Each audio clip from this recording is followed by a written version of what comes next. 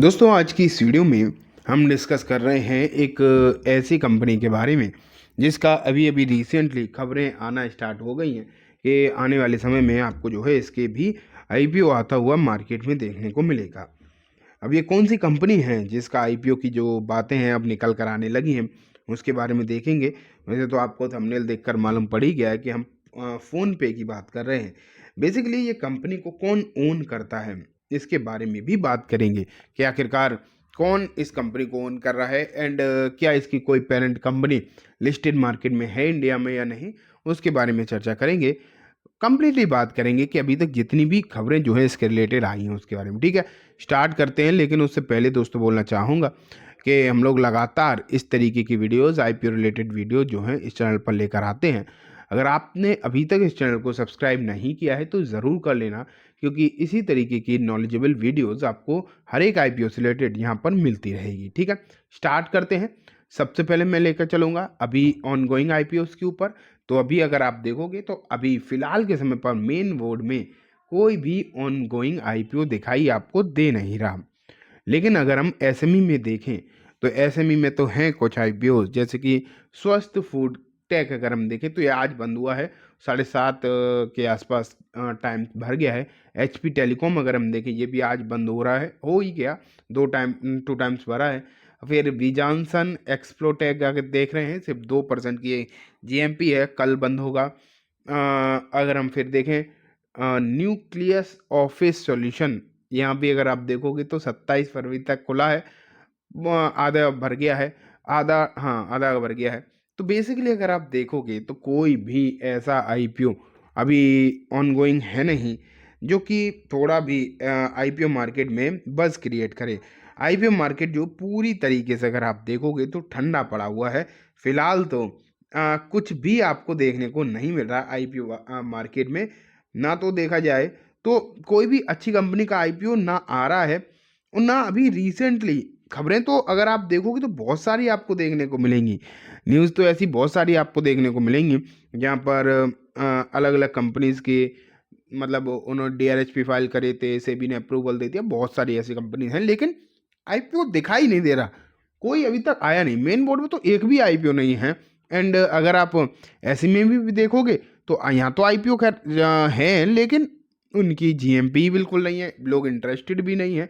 तो आईपीओ का मार्केट तो अगर आप देखो तो बिल्कुल ही ख़राब दिखाई दे रहा है। अभी जो रिसेंटली लिस्टिंग हुई भी है उनके भी हालचाल ख़राब ही देखने को मिल रहे हैं। यहाँ अगर आप देखोगे तो अभी क्वालिटी पावर लिस्ट हुआ था सिर्फ 1% के प्रीमियम पर।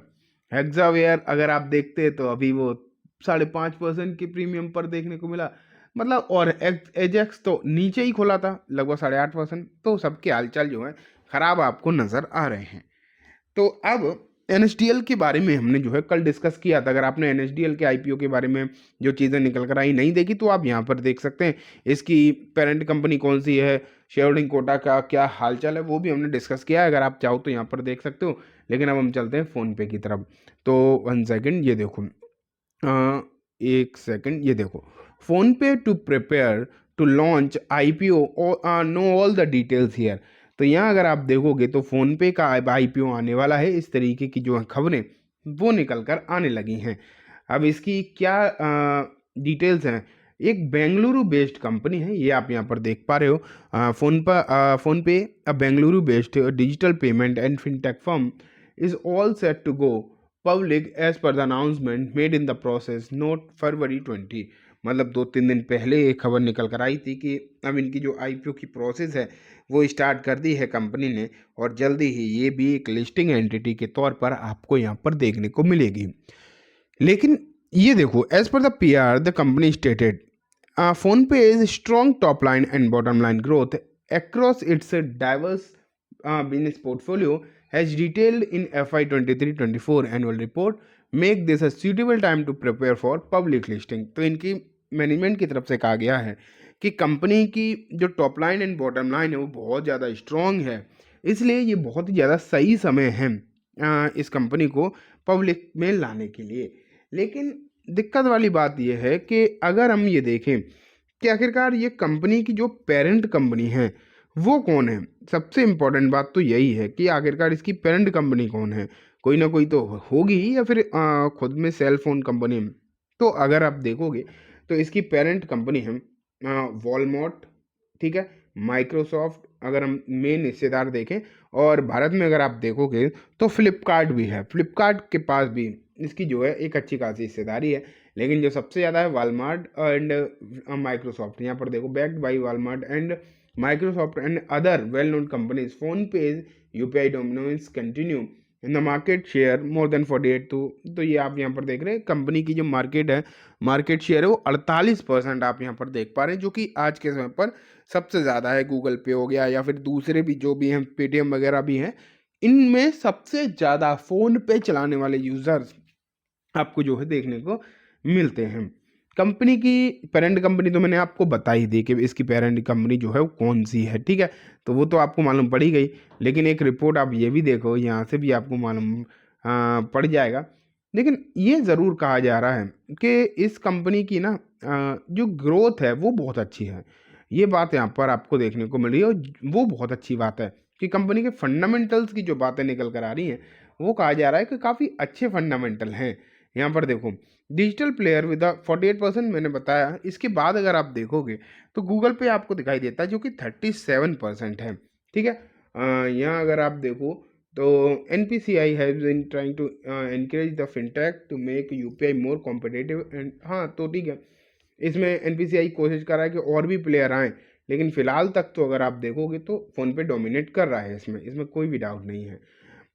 और देखते हैं कि इसके लिए क्या डिटेल्स फ़िलहाल के समय पर अवेलेबल हैं। तो यहाँ अगर देखोगे तो एज सच कोई और बहुत सारी डिटेल्स तो दिखाई आपको नहीं दे रही। हाँ, ये देखो, इन FY25 the Bengaluru based company reported 73% year on increase in revenue 564 crore on the back of cost efficiency and product diversification. PhonePe Group recorded adjusted profit after tax 197 crore against the loss of 738 crore in the previous year। तो यहाँ अगर आप देखो तो यहाँ पर लिखा है कि पिछले साल जो 738 करोड़ का लॉस था, उसके सामने कंपनी ने 2024 में 197 करोड़ का प्रॉफिट अर्न किया है। तो कंपनी प्रॉफिटेबल भी हो रही है एंड धीरे धीरे करके अपने फाइनेंशियल्स को इम्प्रूव भी करती हुई देखने को मिल रही है, और ये एक काफ़ी अच्छी बात आप यहाँ पर देख पा रहे हो। तो कंपनी के फंडामेंटल्स, फाइनेंशियल्स जो हैं बेहतरीन है। मैंने आपको ये भी बता दिया कि इसकी पेरेंट कंपनी कौन सी है, और लिस्टेड मार्केट में इसकी कोई पेरेंट कंपनी है नहीं। मेन जो हिस्सेदारी इसकी वॉलमार्ट और माइक्रोसॉफ्ट एंड फ्लिपकार्ट के पास है, ठीक है, जिनमें से एक भी भारतीय मार्केट में लिस्टेड कंपनी नहीं है। तो शेयर होल्डिंग कोटा वाली बात तो भूल ही जाओ। अब और क्या डिटेल होंगी वो तो आगे जब इसका DRHP आएगा तब पता चलेगी, लेकिन फिलहाल तक जो सिचुएशन थी, जो डिटेल्स थी बेसिकली, वो मैंने आपको बता दी, ठीक है। तो दोस्तों ये कम्प्लीटली बात हो गई फ़ोनपे के बारे में। उम्मीद है आपको सब कुछ अच्छे से समझ भी आ गया होगा। अब मैं इस वीडियो को यहीं ख़त्म करूँगा, लेकिन एक बार फिर से बोलना चाहूँगा, वेल तक चैनल को ज़रूर सब्सक्राइब कर लेना, क्योंकि IPO से रिलेटेड सभी वीडियोज़ आपको यहाँ पर मिलती रहेंगी। Thank you.